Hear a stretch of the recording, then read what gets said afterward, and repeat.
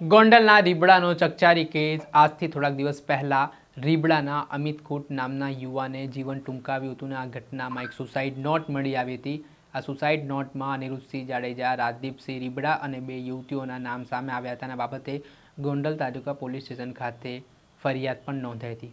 જે મામલે રાજદીપસિંહ રીબડાએ થોડા દિવસ પહેલાં પોલીસ સમક્ષ સરેન્ડર કર્યું હતું। હવે કેટલા દિવસના રિમાન્ડ રાજદીપસિંહ રીબડાના મળ્યા છે, વિગતે વાત કરી।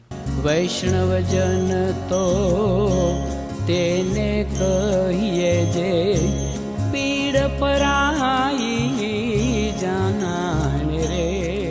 નમસ્કાર દર્શક મિત્રો, નવજીવન ન્યૂઝમાં આપનું સ્વાગત છે। હું છું ફૈઝાન। આજથી થોડાક દિવસ પહેલાં રાજકોટ જિલ્લાના ગોંડલ તાલુકાના રીબડા ગામમાં અમિત ખૂટ નામના યુવાન જીવન ટૂંકાવી લે છે। જેમાં રાજકોટની એક સગીર યુવતી છે તે અમિત ખૂટને પ્રેમ સંબંધમાં ફસાવે છે અને ત્યારબાદ તેના પર દુષ્કર્મની ફરિયાદ નોંધાવે છે, જેના પગલે અમિત ખૂટ છે તેઓ પોતાના વાડીમાં જઈને જીવન ટૂંકાવી લે છે। આ ઘટના બાદ અમિત ખૂટના ખિસ્સામાંથી એક સુસાઇડ નોટ મળી આવી હતી। આ સુસાઇડ નોટમાં અનિરુદ્ધસિંહ જાડેજા, રાજદીપસિંહ રીબડા અને અન્ય બે યુવતીઓના નામ પણ ખુલ્યા હતા। જે બાબતે ગોંડલ તાલુકા પોલીસ સ્ટેશનમાં ગુનો નોંધાયો હતો। ગુનો નોંધ્યા બાદ પિતા પુત્ર ભૂગર્ભમાં ઉતરી ગયા હતા, ફરાર ચાલી રહ્યા હતા। આ ઘટનામાં એક મિસ્ટર એક્સ નામનો વ્યક્તિનું પણ નામ ખુલ્યું હતું, જેનું નામ રહીમ મકરાણી છે। જોકે તે આજ દિન સુધી પોલીસના હાથે લાગ્યો નથી।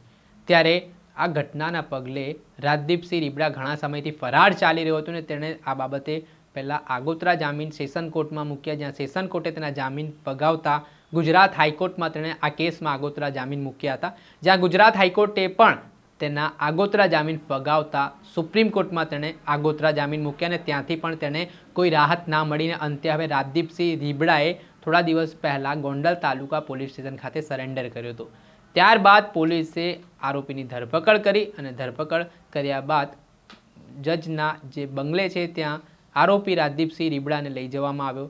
ત્યારે પોલીસે 10 દિવસના રિમાન્ડની માંગ કરી હતી। પોલીસની એવી દલીલ હતી કે આ કેસને લઈને ઊંડાણપૂર્વક તપાસ કરવાની હોય, જેના માટે સમય જોઈએ છે અને તેના કારણે કોર્ટે બંને પક્ષોની દલીલ સાંભળીને 2 દિવસના રિમાન્ડ રાજદીપસિંહ રીબડાના મંજૂર કર્યા છે। જે આગામી 13 તારીખ સુધી રિમાન્ડ છે તે રાજદીપસિંહ રીબડાને આપવામાં આવ્યા છે, જેમાં આ 2 દિવસમાં ખૂબ ચોંકાવનારા ખુલાસાઓ થઈ શકે છે।